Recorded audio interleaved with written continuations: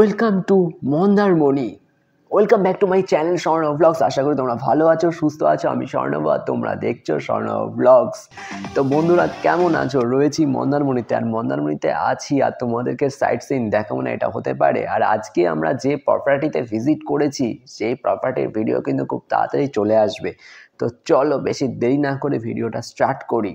আমরা সাইট সিনে যাব, কিন্তু মন্দারমণিতে সাইট সিন কী করে সম্ভব? মন্দারমণিতে সাইট সিনের কী এমন আছে? সত্যিই তাই, মন্দারমণিতে সাইট সিনের কিন্তু তেমন কিছু নেই। মেনলি মন্দারমণিতে মানুষ প্রপার্টি ভিজিট করে, পুলে নাচানাচি করে, এনজয় করে, খাওয়া দাওয়া করে, ড্রিঙ্কস করে, সমুদ্র স্নান করে, ফটোগ্রাফি, রিলস করে। কিন্তু সাইট সিনের কি কি আছে আজকে সেটা নিয়েই তোমাদেরকে সম্পূর্ণ আলোচনা এখন রয়েছি মন্দারমণি বিচে।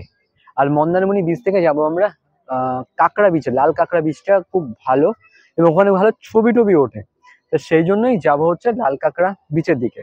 অ্যাকচুয়ালি মন্দারমণিতে কিন্তু তেমন কোনো ঘোরার জায়গা নেই।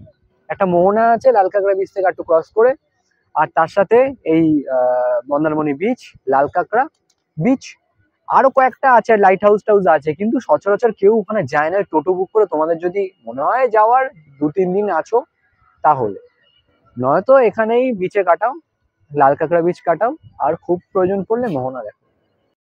চলে এসেছি লাল কাঁকড়া বিচে। আর এই লাল কাঁকড়া বিচ আসতে কিভাবে আসলাম সেটা হচ্ছে, মনসা মন্দির থেকে, মন্দারমণি যে মনসা মন্দিরটা আছে সেখান থেকে টোটো নিয়েছিলাম। টোটোতে রিজার্ভ করে নিয়েছি, 200 টাকা প্রথমে বলেছে, তো সেটা বার্গেনিং করে মোটামুটি 150 টাকা আনতে পেরেছি। তো 150 টাকায় ও 1 ঘন্টা দাঁড়াবে, মোহনা যাচ্ছি না, 150 টাকা 1 ঘন্টা দাঁড়াবেও, আমরা এই বিচটা ঘুরবো। এই হলো ব্যাপার। বিচটাতে একটা অ্যাডভান্টেজ হচ্ছে মন্দারমণির থেকে এখানে যথেষ্ট নিরিবিলি, তোমরা প্রচুর ফটোগ্রাফি করতে পারবে, ভিডিওগ্রাফি করতে পারবে, সময় স্পেন্ড করতে পারবে।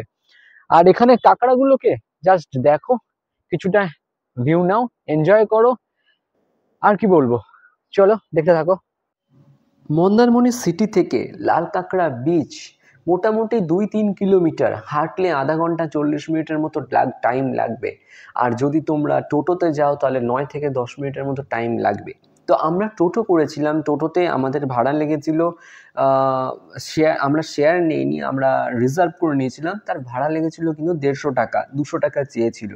তো তোমরাও এরকম বার্গেনিং করে নেবে, একটুখানি বার্গেনিং করে নিলে কিন্তু ওটা অনেক সময় 100তেও চলে আসে। এদের কোনো ফিক্সড প্রাইস নেই। এবার তোমরা কোথায় কোথায় যাবে, মোহনা যাবে কিনা বা কোথায় কোথায় যাবে তার উপরে ডিপেন্ড করবে, বা কতক্ষণ স্পেন্ড করবে। আমরা 1 ঘন্টার টাইমিং নিয়েছিলাম লাল কাঁকড়া বিচে।